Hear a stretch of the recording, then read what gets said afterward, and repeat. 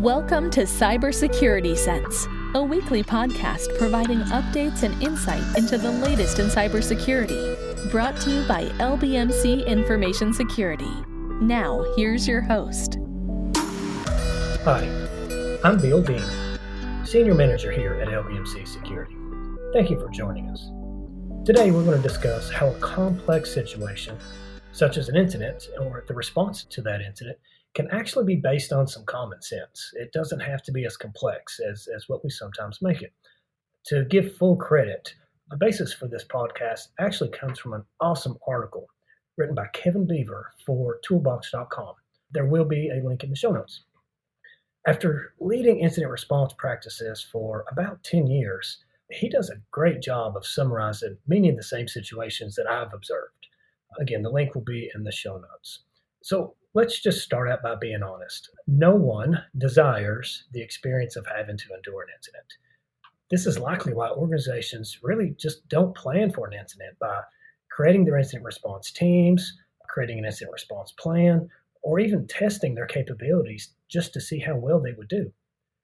This is likely why most organizations are just caught off guard when they experience an incident and they just don't know what to do. And all organizations will have an incident at some level.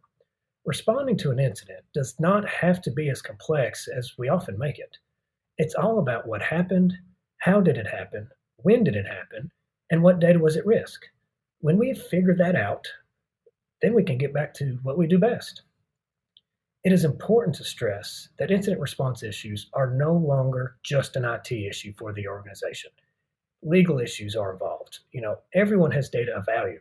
That is why the organization was targeted, whether they have personally identifiable information or PII or EPHI, credit card data, financial information, etc. The adversaries don't just hack for fun much anymore. There's definitely a financial motive. The implications of a breach of these types of information are beyond concerns only within the organization involved. The complete matrix of disclosure laws are often involved. So there's so many things that you have to deal with when your customers have entrusted you with this information if it ends up in the wrong hands.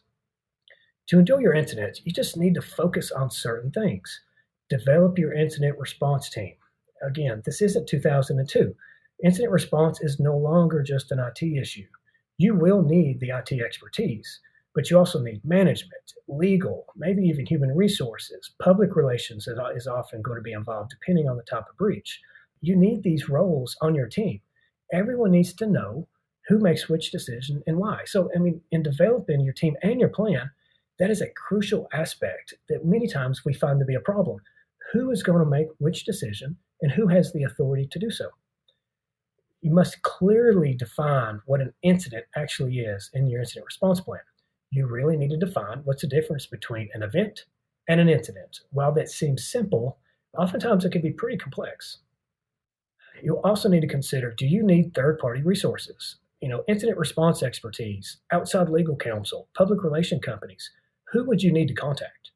Make sure that list is on your plan. If you hear nothing else from this podcast, get these needed folks on retainer before you have an incident. When the incident is in progress, that is the worst time possible to try to create the needed relationship, both from a pricing and a procurement perspective.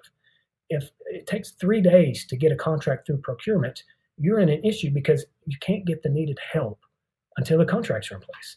Work on this up front. Understand what tools and data sources you will have available to you to analyze.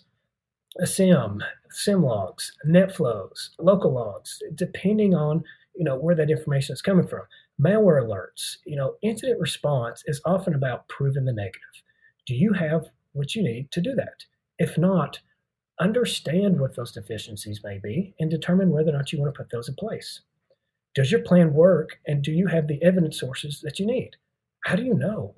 Have you tested the plan and confirmed that the data sources exist? So the first podcast I think we did last year was specific to talking about performing incident response tabletop exercises. Once you've developed your program and your plan, strongly recommend that you do a tabletop exercise to go over these things. The tabletop exercises are so valuable because during the exercise, that is the time when you're making the decisions that you will implement when the incident actually happens.